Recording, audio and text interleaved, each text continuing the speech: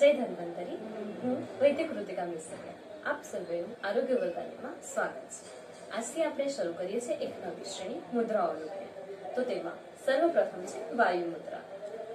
આયુર્વેદમાં કહ્યું છે કે પિત્ત પંગુ કફ પંગુ પંગવો મલ ધાતવ વાયુનામ યત્ર નિયંતે તત્ર વર્ષંતિ મેઘ.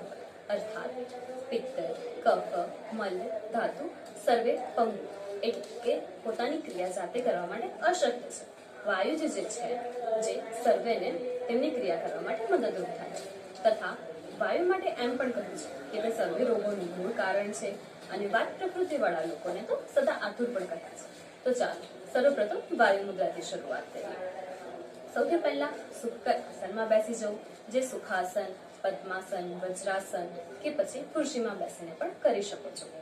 તમારા હાથથી પહેલી આંગળી એટલે કે તર્જનીને અંગૂઠાના નીચેના ભાગે આ રીતે જોડવી, 3 આંગળી સીધી રાખવી. આ મુદ્રાને વાયુ મુદ્રા કહેવામાં આવે છે. આ મુદ્રા તમે રોજ 10 થી 15 મિનિટ સવારમાં ધ્યાન સાથે ભૂખ્યા પેટે કે વૈદ્યની સલાહ મુજબ